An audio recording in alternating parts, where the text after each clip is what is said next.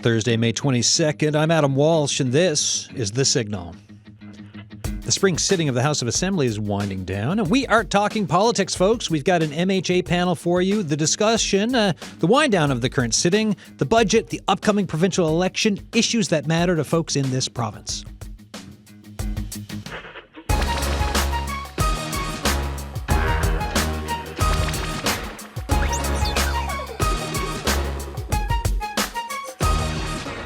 Full house today. So as you're listening, if you've got thoughts for us, text us 709-327-8206. Emails thesignal@cbc.ca. I shall go left to right here. Tony Wakeham's here, PC Party Leader, MHA for Steveville, Port-au-Port. How you doing? Doing great. Thanks for having us. Thanks for coming in. Paul Lane is here, Independent MHA, Mount Pearl and Southlands together. How are you doing? Doing great, Adam. Yeah, great to be here. Thank you. Mount Pearl's okay? Mount Pearl is always okay. Southlands okay?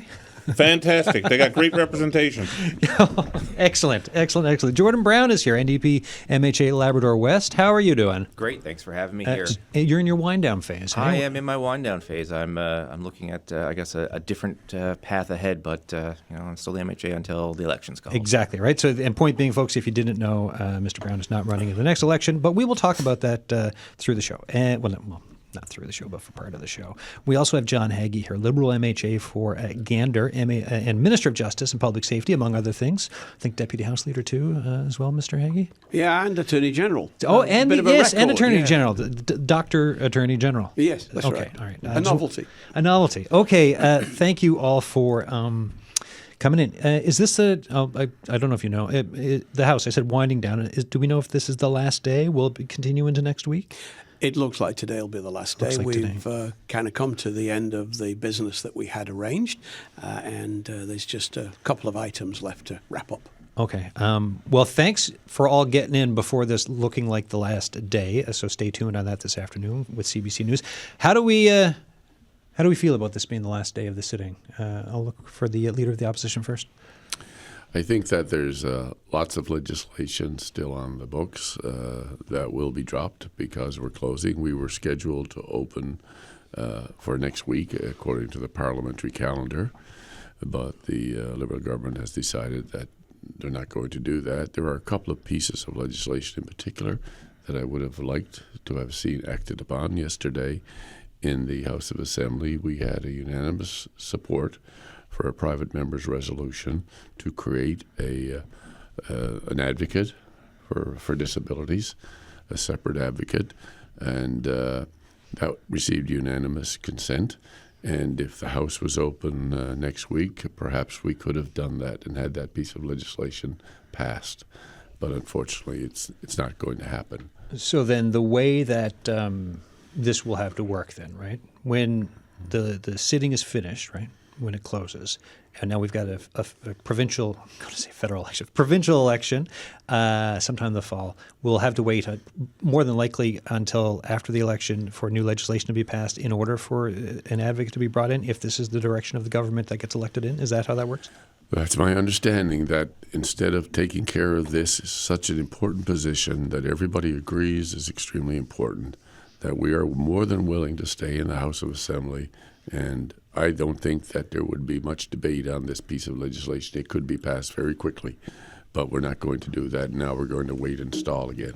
I will, line up a show for next week on this topic, actually. So earlier today, I was speaking with Nancy Reid, Executive Director for the Coalition of Persons with Disabilities for Newfoundland and Labrador. And the point of the show next Wednesday, for everyone listening, is to actually talk about why a disability advocate is needed. And in my discussion, lining up the show for next week, talking to her this morning, she mentioned she feels there's been a turning of the page. She was in attendance yesterday at the legislature and had just said across party lines for folks talking that it felt like a turning of the page to have people seemingly cross-party agreement on a disability advocate. Minister Haggie, before I go to the other two gentlemen here, I would like can I get a response on why not keep it open and make this move? Why shut down now as opposed to if we have everyone in agreement, unless we don't, around this position for a disability advocate? The devil is always in the details with these things, and I think nobody disagrees with the idea of the advocate. advocate, and I think you saw that yesterday with the Cole division, and we had a unanimous verdict. The fact is that there is work to be done behind the scenes, and we have seen in the past when this is done hurriedly, it's not done right. It will take some time, a couple of weeks, even a month, to get that work done, and we have come to the end of what has been a very productive legislative session. The last 4 years have seen more pieces of legislation passed in that period in this House than any other previous 4-year period. And that builds on the successes of the kind of stabilising mandate that we had in the first 4 years up to COVID. So I think it has been a very productive legislature. And I think, quite frankly, we are not aiming to delay anything unnecessarily. We just want to get it right, because if you rush it, there are challenges with doing that and then living with the consequences. Anyone else want to jump in either on this issue or just the fact that the legislature might be done later today for this? Yeah, and I'll build on that. It's something that we, as New Democrats, have been asking for a number of years as a disability advocate. We keep putting pressure on the government and that to actually do this. And we agree that it's been a long time. It's been something that has been asked for beyond even this current Liberal government. It's been asked for quite some time, that we need representation in that community. We need to make sure that we're as advocates in that community. We heard from members throughout the House that just going through our own communities, we see issues with how our infrastructure is constructed, how people with disabilities even navigate systems and our own communities. I'll just go back. I'll use Lab West as an example. We brought in the coalition of people with disabilities into Lab West to do an audit of how our community is. One building was accessible. Yeah. One building. You look at our swimming pool in Walwish, not accessible. Our libraries, our town hall, our arenas, our curling club, everything. Nothing in that community was accessible. And we just all went back and goes, wow, we never, that. Because you know why? There was no true representation of a disabilities advocate out there saying to municipalities and saying to governments and saying to groups that, you need to work to do better. And, if you need a helping hand or if you need, some support, the advocacy needs to be there. And a person and an advocate like that would do wonders for our community, because it will shine light in spots that we're not looking and remind us that you need to be cognizant of these things, and that's when we talk about housing and talking with experts in housing.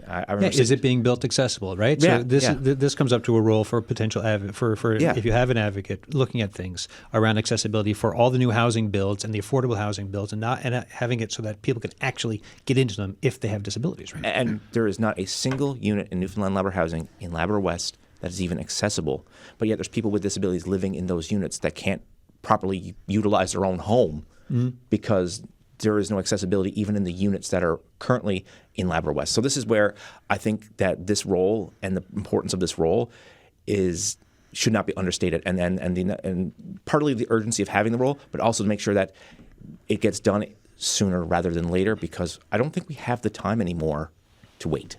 Okay. Go ahead. We've had 10 years since the last government, the last administration was a PC administration at the time. These issues were on the go. I've been elected now for 14 years. These issues have been on the go since then and probably before that.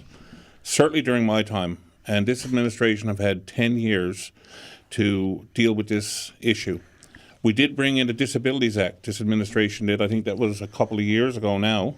That was a Disabilities Act brought in. It was very broad in its nature. And we were told at the time that there would be a regulatory regime to deal with various aspects of the Disabilities Act. It would be done in stages. 2 years later, guess what's been brought forward since? Zero. Goose egg. Nothing. So, and now we have the disability advocate. And with all due respect to my colleague John, and I do respect him as a colleague, it's fine to say, okay, well, it was brought forward in a private member's motion. We need time to get our ducks in a row, to develop legislation and so on.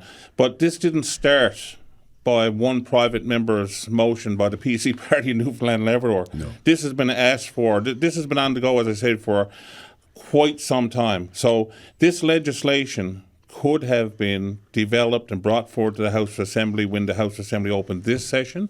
It could have been brought forward the session before that or the session before that. So if we want to take the approach of, well, we're just going to start now and we need time to do it and to do it right, I would agree. But the point that's being missed is that we shouldn't be starting now. This should have been on government's agenda long before now. But we have had the Building Accessibility Code revised. There has been work done under that Disabilities Act. This hasn't just started. This is the concept of having the advocacy position.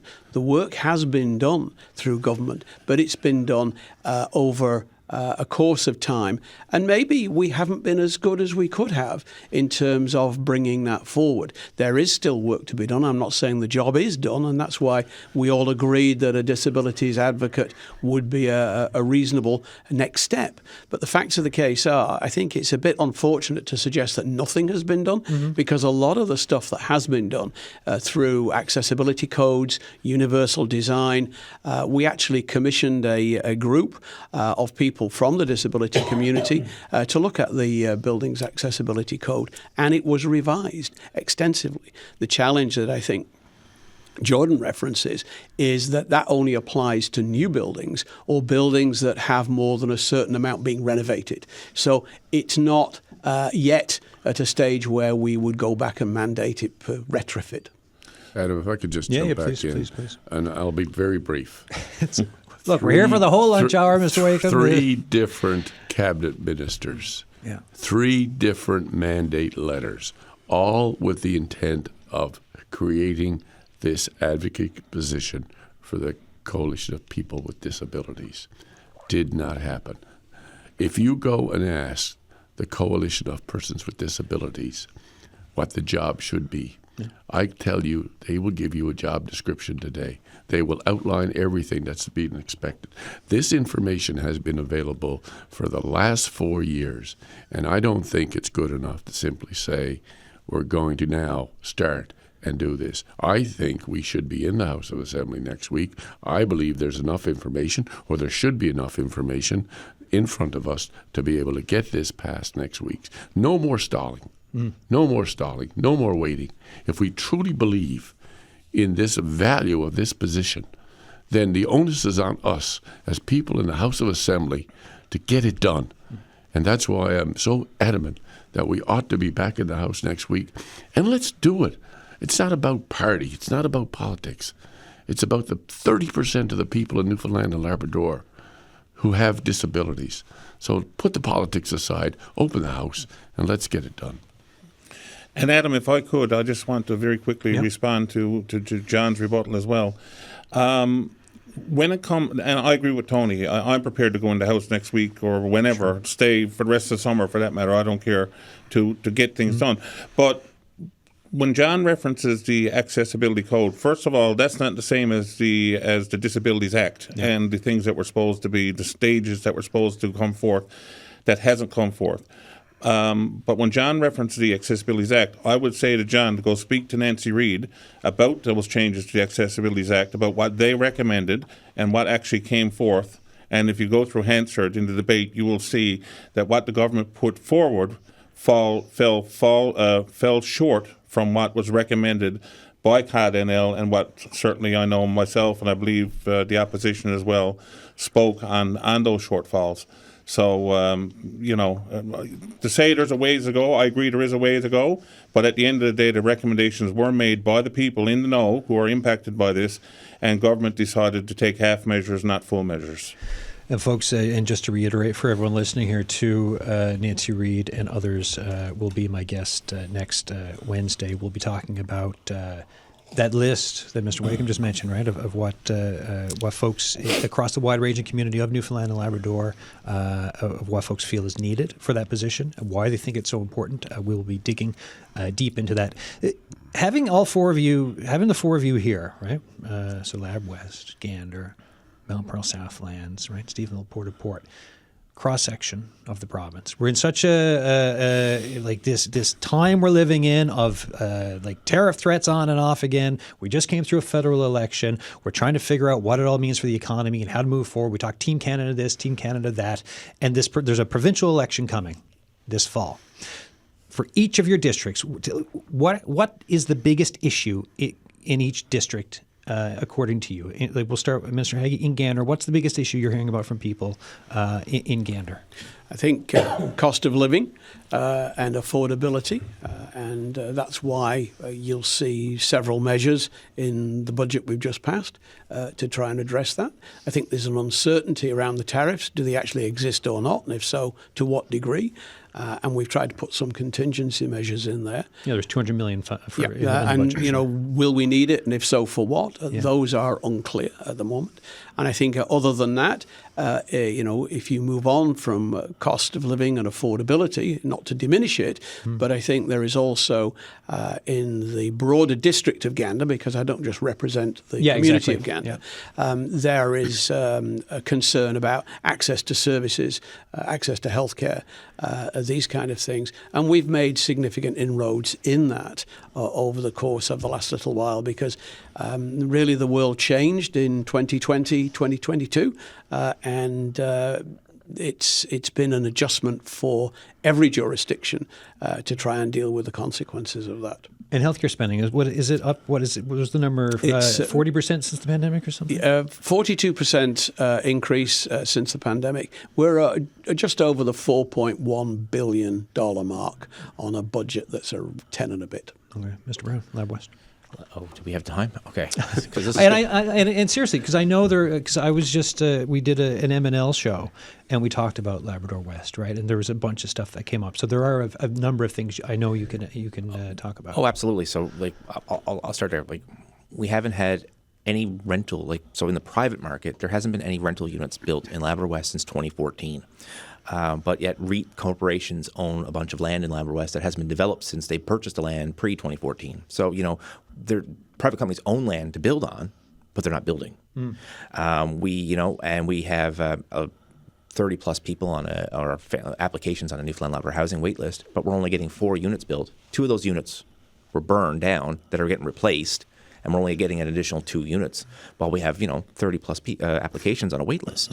So we're not. The problem, I guess, is we have issues, but our biggest problem is we're not being heard. No one's listening to us, because here's the thing: Labrador West is 3% of the province's GDP. We are the largest mining district in Canada. We are the largest production in the province. Newfoundland Labrador's largest export is actually iron ore. So we are a massive driver of this province's economy, but we got people trying to get jobs up there. They get the jobs, nowhere to live. They're trying to access health care, but they can't get any health care because the healthcare workers have nowhere to live. They take the job in a heartbeat. Labrador West is a go-to place for a lot of people who want to live, because we're a rural place, but we have a lot of urban settings in a sense, right? Yeah. So we got people wanting to live there, can't find a house, can't find a place to live. People are applying to work in the mines. It's $140,000 a year is the average median wage up in that area, and there's just nowhere to live.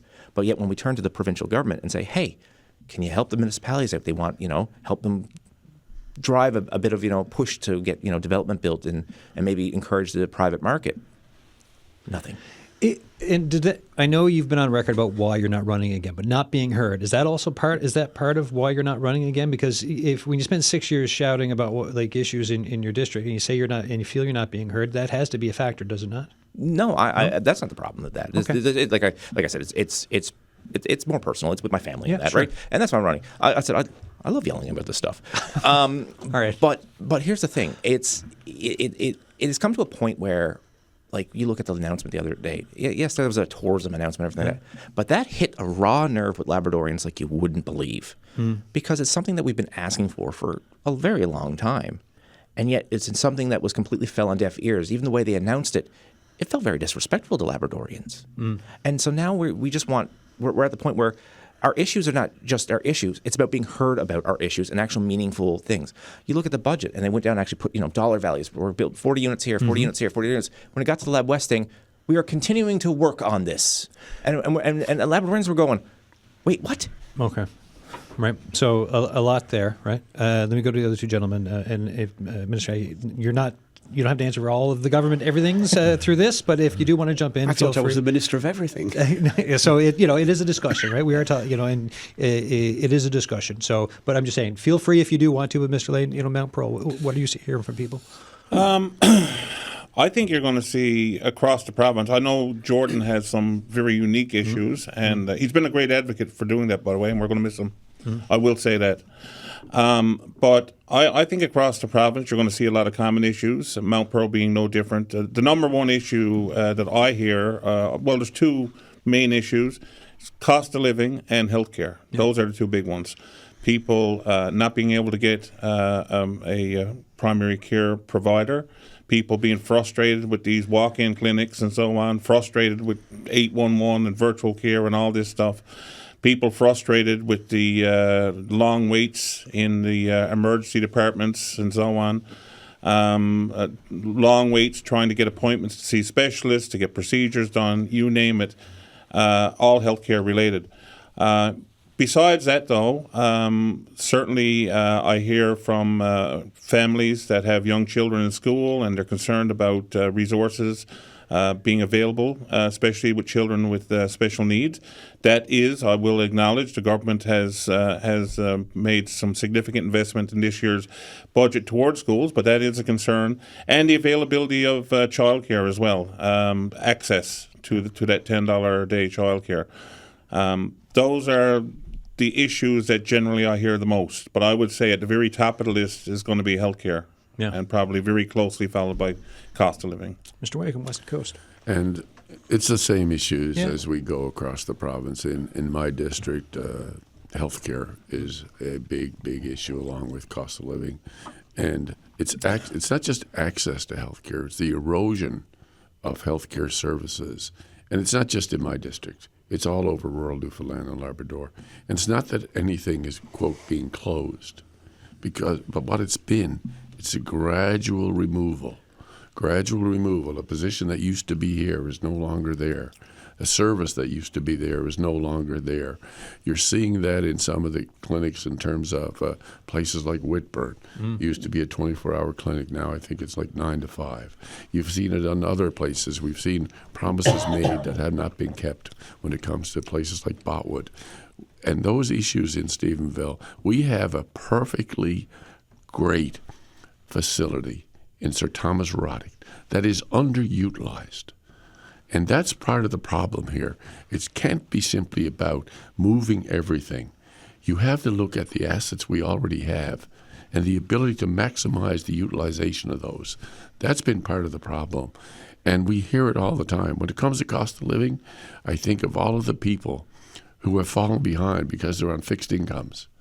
And they truly have fallen behind. The Seniors Advocate recommended a 20% increase in the seniors' benefit just to bring them up. And the government went, 15 and pegged it to inflation, though, right? They put in a 15 earlier, but in addition to that, the Seniors Advocate was looking for 20 plus the inflation. And yes, they did include the inflation piece. We asked for that 20% based on what the Seniors Advocate had said to be put in place. Those are our issues. And the other issue that's in rural Newfoundland and Labrador that perhaps wasn't there before, and that's safer communities. And when I say safer communities, I'm not just talking about the police aspect. I'm talking about our schools. I'm talking about safe roads to drive on. There are all kinds of pieces with that. But let me say this. Once upon a time, in rural Newfoundland and Labrador especially, we used to watch crime on TV, and we'd go see a doctor in our community. And now, today, we have crime in our community, and if we want to see a doctor, we got to go to a TV screen to see him. So what change? How does that? Where's the fix for that? Like you said, it's not just policing, and there is a conversation to be had about the whether it's the RNC in certain districts or rurally with the RCMP. There is a discussion to be had about the amount and patrols and whatever else. But then, if we're talking crime in Newfoundland and Labrador, safety, protection, there's other things. So what needs to change here in Newfoundland and Labrador to get back to where we were before on that front for safety? Well, before I do that, I want to go back to the primary health care piece because there's a real example of that, and it's called nurse practitioners, actually allowing people to practice to their full scope. For years now, we've been asking government to allow nurse practitioners to bill. We have a number of people in our province, seniors included, who have no option but to go visit a private nurse clinic. And I commend the nurse practitioners for stepping up and opening up these clinics. It's been a lost opportunity. Too many people have to pay out of pocket. That has to stop, and I intend to stop it. All right, and on crime? And on crime, what we have to do is start filling the positions we have. I know they've started to fill some. The minister will talk about the 19 new recruits they have coming. But the last number I saw, and I think it was government's number, was there's 86 vacant positions. And I asked myself the question, how do we get to that stage? Like, what happened? It's one thing to say we're now going to recognize, we got a problem, we're going to get more officers and do that. But that's part of the situation. And those response teams, we need no more of those in communities. The mental health and addictions piece of crime is huge. And we need to be able to make sure we got resources in place to deal with that. Go ahead, Minister. Okay, thank you very much. There's a lot there. But No, and I didn't like to interrupt my colleague when he was in full flow. I mean, if you want to start with healthcare, which I have a background in, we can do. Yeah. We actually have invested a significant amount more in health. The challenge that we have is that the world in health has changed. Personnel have become harder to recruit everywhere. We're part of a national issue, be it nurses, be it physicians. We have the most generous recruitment package for physicians in the country, bar none. Depending on where you go, you are eligible for $750,000 upfront to start. There's nothing like that anywhere else. One of the challenges is that it is hard to keep people in communities that they would prefer to work somewhere else. Yeah. We can use the carrot, but you can't use the stick. No, because they'll just go. That's kind of like a charter issue. Yeah. For nurses, we've done extremely well. There's 1,100 new nurses recruited in the last 12 to 14 months. Vacancy rate has halved, and the dependence on agency nurses has dropped. The member makes a good comment about nurse practitioners, and indeed, if you look at the legislation over the last 5 years, you'll find that when I was minister, we actually decoupled nurse practitioners from supervision by physicians or pharmacists. We enable them to work to their own scope of practice, and indeed, we enable the College of Registered Nurses to set the scope of practice for nurse practitioners, independent of anybody else. I personally asked Debbie Forward years ago for a straw dog, as it were, for a nurse practitioner-led clinic. I asked Yvette Coffey the same question. My understanding is they have not yet come up with that.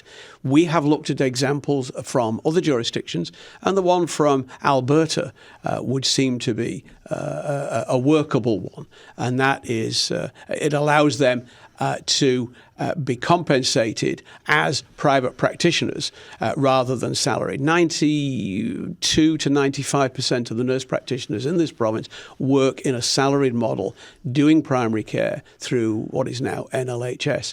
And if you talk to them, they love it. They wouldn't want to go anywhere else, and they provide an invaluable service.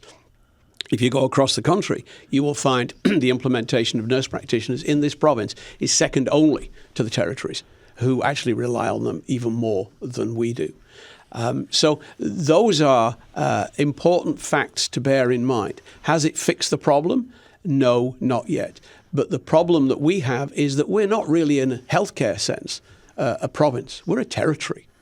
And I remember you saying back through outside of St. John's during the pandemic, right? You've said we're more like a territory. Given our population density outside of St. John's is the same as the Northwest Territory. And briefly on safety, before I go to the other two guests here, just if you want a response to Mr. Wakeham on what it was just how for safer communities. Yes, there's filling positions for empty positions for police. What else is there that is needed to be done in your opinion for safety?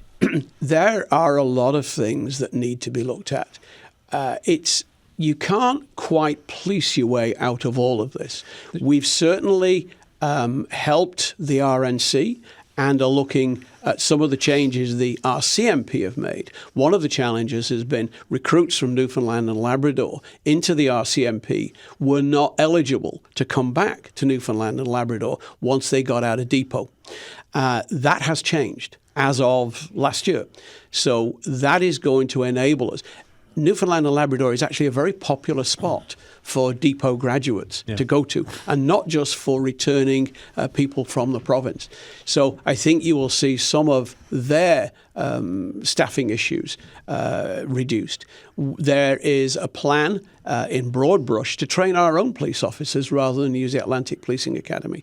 We actually have 2 schools graduating from the APA over the course of the next little while. And I think there are somewhere of the order of 13 coming in the first tranche and then maybe 19 in the second tranche. And those are, by and large, Newfoundlanders and Labradorians who've gone to the Atlantic Police Academy. And coming back, there's kind of like a return in service agreement there.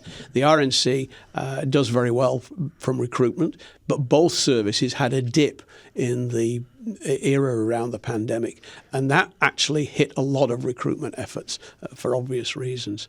So it is possible to have a different style of policing.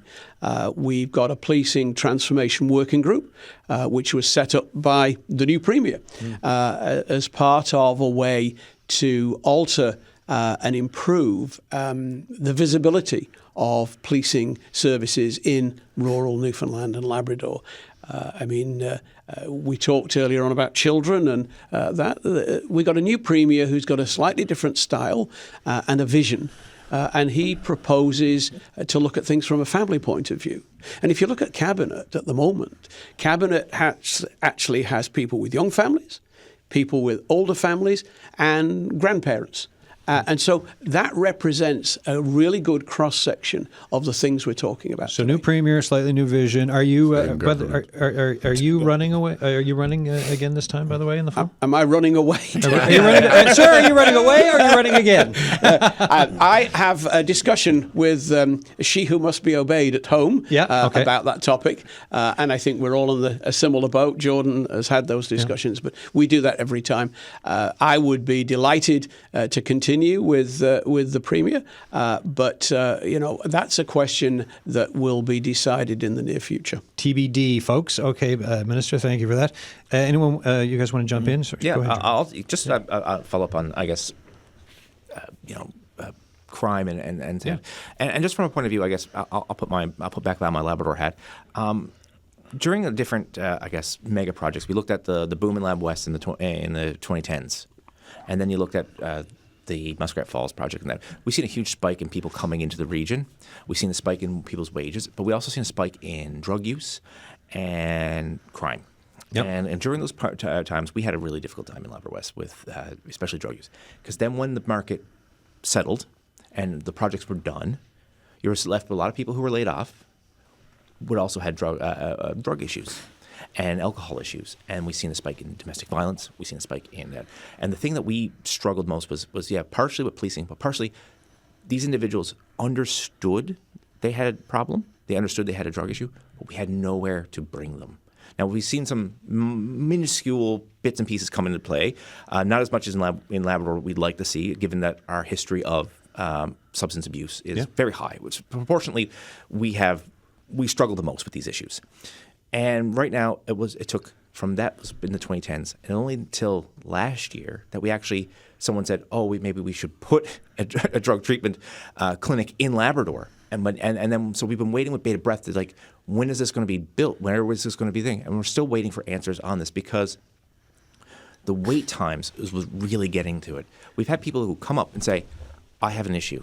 I need to go to treatment. Well, we'll put you on the wait list. And that window goes, right? Gone. Completely gone. And I know this personally because I've known friends who've, people I went to school with, people that I know personally that actually gone down this road. And they basically said, one of them said, if it wasn't for a family member basically saying, you can't leave the house until you go, and being a bit of tough love there, they would have never went. Yeah.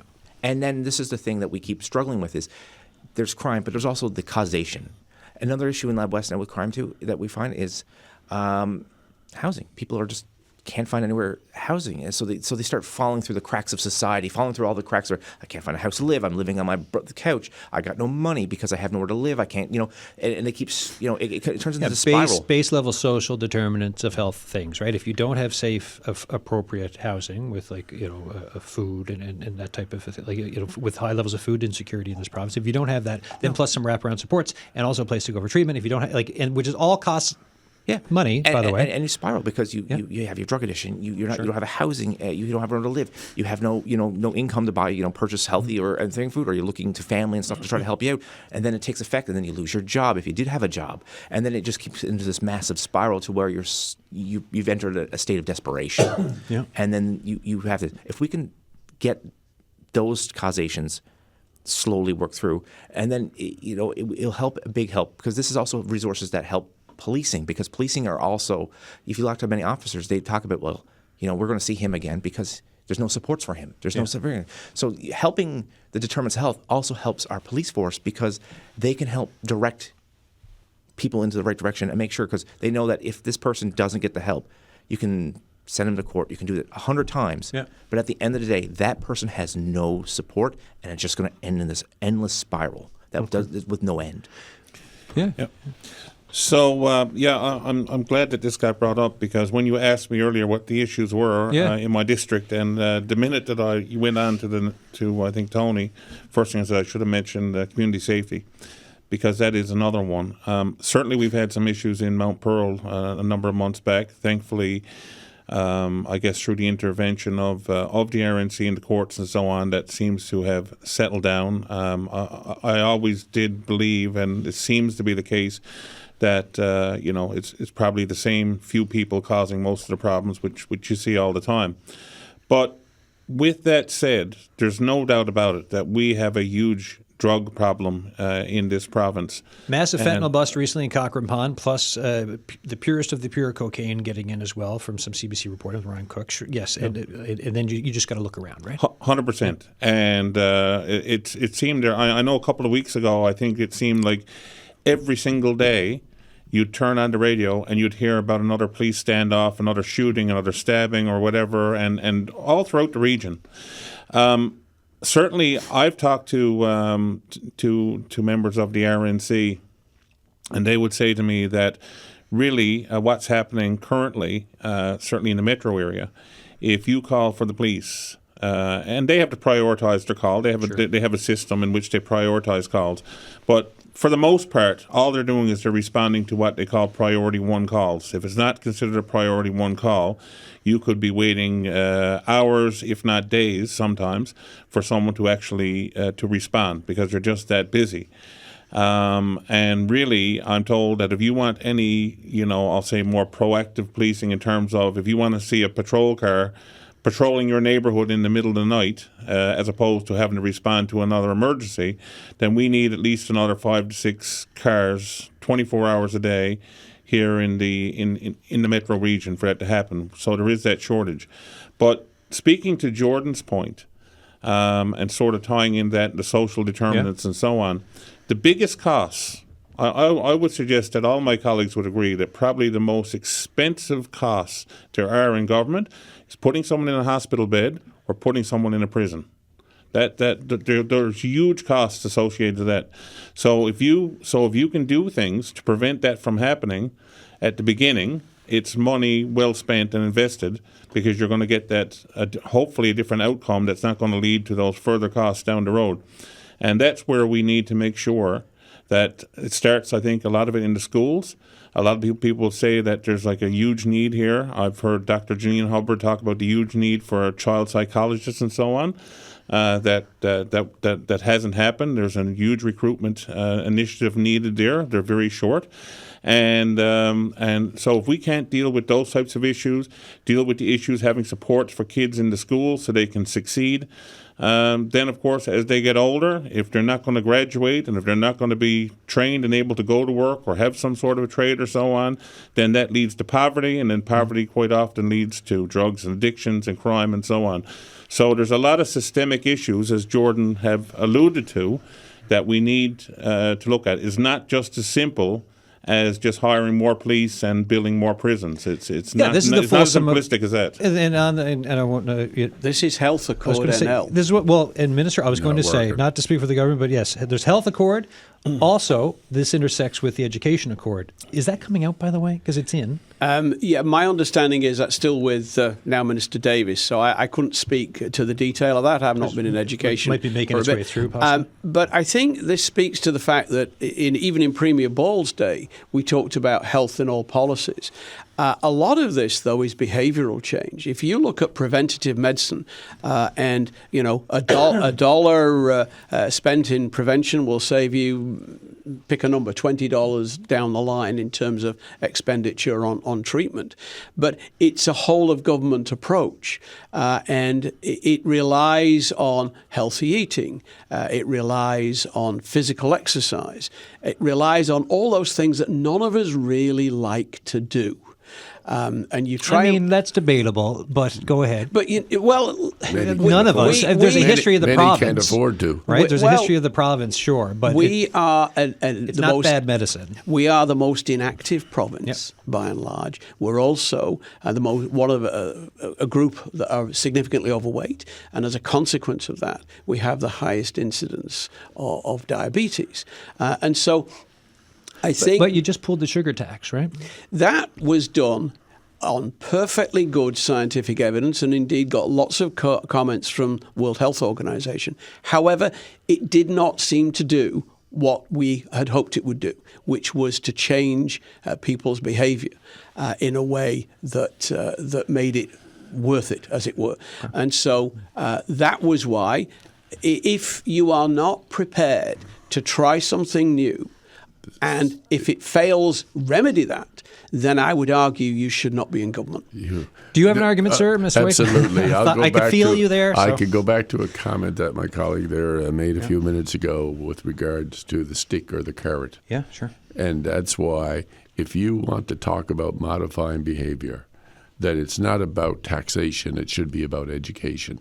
This sugar tax was failed right from the beginning. I can still remember the Minister of Finance standing in the House saying, if we don't collect a cent, we'll know we've been successful.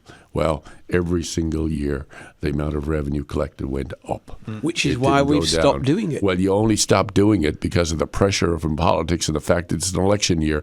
Look at your budget. It still shows $12 million in revenue to be collected this year from the sugar tax. So that was So deliberately should we have put in ignored that. you and not listened absolutely at all? not. You should have taken our advice 3 years ago when you tried to implement it. That's what should have happened. We It was did a an punishing experiment, tax. and you are not experimented on the interested in people the of result. Newfoundland and Labrador and took millions of dollars out of their pockets. That's Which we what put happened. back into glucose That's what monitoring. happened. Glucose monitoring was there before. It should be there. Ought And to it's be been there. expanded. And yet you've Did you expanded. hear the news yes, release today? It's wonderful to hear that. But I also know that you've spent more money on health care. As you said, though it's over $4 billion now. Yet we have the worst health outcomes in the country. Clearly your plan is not working. I love the question period flavor to this, guys. Yeah, I know. We're just getting in the swing of things for 145. Yeah, this is before it probably winds down for the session. Folks, you're listening to The Signal. There's only a few minutes left. And remember, I've promised to get you all out by 5 to 1 half an hour earlier most of Labrador, so you can get up to continue this discussion up on the hill here. But here with me in the studio, just then, you were listening to Tony Wakeham, PC Party Leader, MHA, Stephenville, Port-au-Port. We had Minister John Haggie here, Liberal MHA for Gander. Also with us, Jordan Brown, NDP MHA, Labrador West. Paul Lane, Independent MHA, Mount Pearl, Southlands. So we've talked about issues. We've talked about spending. We've also had some great cross conversation about vision around healthcare, the sugar tax, and everything else. I got an email from a listener because we put the promo out, and this comes down to spending, right? The email it's from Burn Kenny in Corner Brook, and he sent me a link to this piece last year by journalist Ashley Fitzpatrick, Muskrat Falls and the Price of Failure, Atlantic Business Magazine. The point he says he's trying to make is that all borrowing government has done in the past 10 years is not related to Muskrat Falls, because we always talk about that, like this debt from Muskrat Falls. Year after year, government has spent way beyond its means. You wouldn't borrow $24 billion over the past 10 years, which includes this year's budget, to pay for Muskrat Falls, projected costing $13.5 billion. So here's the question I have for all of you. When you look at the needs of this province, and then you look at the what's being brought in, and what's going, and it doesn't matter which party, over the years, spending just keeps going up and up and up and up.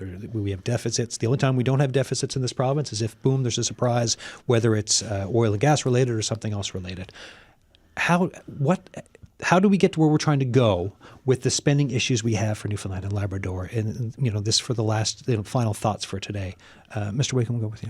Well, let's start off with this year's budget, which clearly talked about in the budget speech a deficit of $372 million, which we know is understated because they don't factor in that they've got $500 million put in there in revenue that we will not get until the next 20 to 30 years. Yeah, we're waiting to hear from the AG on that. So for the reality of it is the deficit this year is over $800 million because if that $500 million wasn't in there, that would be the number.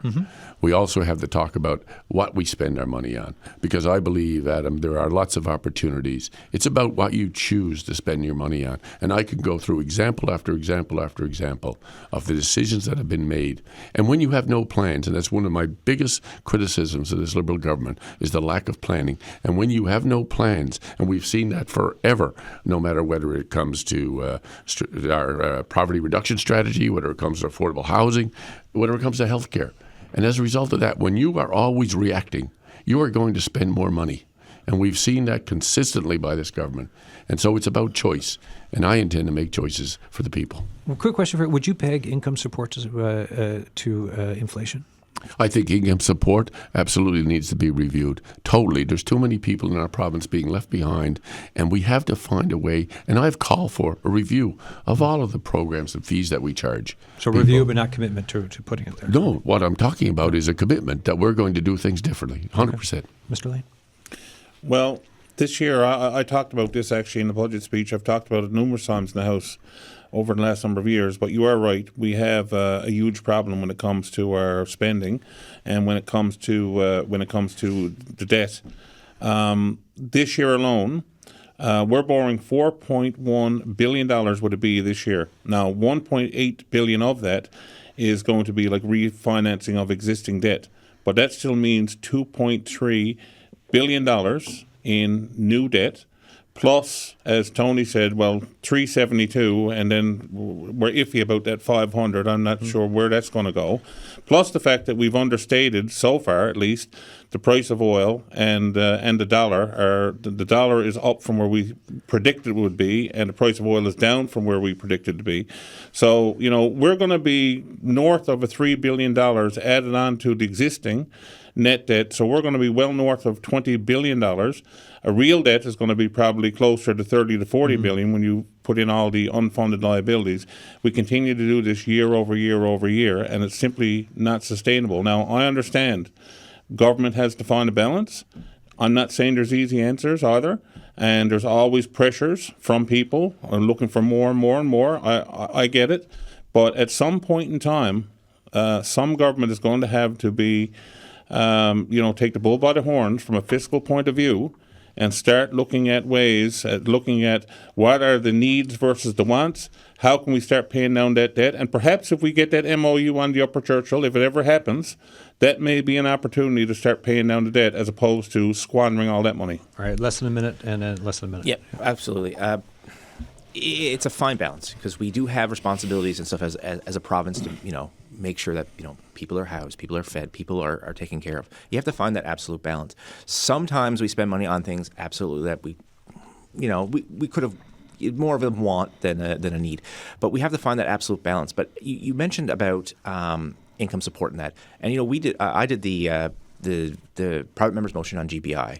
And looking at that, and then we had a guaranteed basic income. Yeah, guaranteed basic income. We've had a committee that's been on the go. I don't think they've met since January now, but they were working on that to try to find balances and stuff that we can help more people. Because here's the ultimate kicker: if we can get more people into a society, either working or contributing in any way, you can put up what you return in your revenue. So we're a resource-based economy.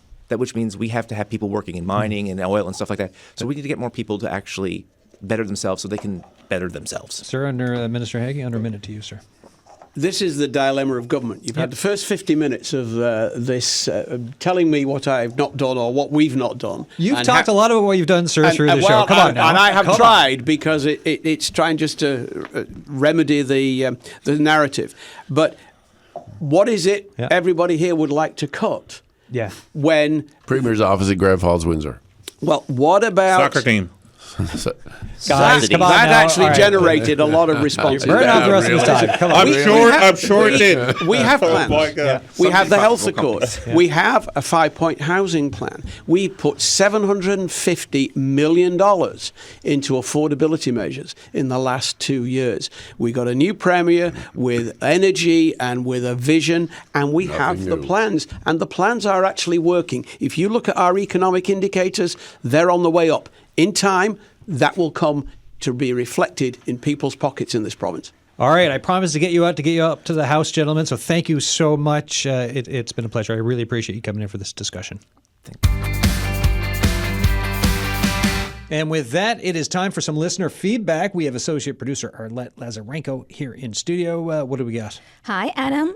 We got some emails about our gardening show, the one we had recently on Tuesday. Our guests in studio were Tim Walsh from the Munn Botanical Garden.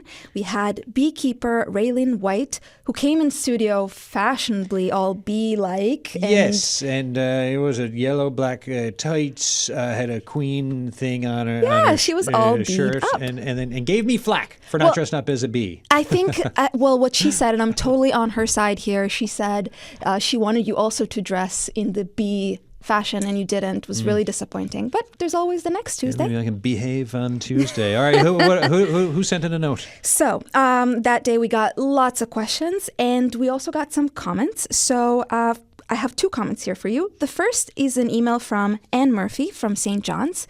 She writes, I would love to hear a gardening theme about planting pollinator-friendly and native, where possible, plants to serve all pollinators. The focus on farmed bees does not address this need and does not speak to the decrease in native bee populations. Farmed bees are not in any danger of extinction. It would be great to have a show focused exclusively on planting a pollinator-friendly natural habitat. Adam, what do you think? Great suggestions. I will try to work that in through a couple of... I don't know if we'll do just a show exclusively on it, but we will work through some of these answers with the gardening guests as the Tuesdays come and go. Absolutely. And just to say, I mean, we love when listeners give us some suggestions. So thank you so much for that, Anne. 100%. And then, Adam, with a great coincidence, we got another email right after Anne talking exactly about what she mentioned with great detail. Here's an email from Carolyn Parsons. She writes, glad to hear the conversation opened up to include mentions of native/wild bees. When we say bees, we should realize it's not just the honeybees. There are over 20,000 species of wild bees in the world, with Newfoundland and Labrador having just over 100 species. The western honeybee is not native, and in many cases not needed for supplemental pollination services. The best way to save the bees is encourage these native species, maintain some natural habitat with native plant species, reduce insecticide use, and leave some bare soil for the ground nesting species. The increase in honeybees keeping may have a negative impact on our native species. Honeybees are the first out on the flowers in the spring, using important resources used by the wild bees, and have the potential to spread disease. Just another perspective. And Carolyn, thank you so much for sharing your perspective. We love it. Thank you so much. Thank you so much, and thank you so much, Arlette, for that. Folks, anytime you want to get in touch with The Signal at cbc.ca, or you can leave a message on the Signal line, 709-576-5260. See you later. See ya. And tomorrow on the show, folks, we're talking motorcycle safety. So if you want tips, if you want to talk about your thoughts on motorcycle safety, or also the riding community itself and what you get from it if you ride motorbikes, get in touch with us tomorrow. Thanks for listening. Cheers.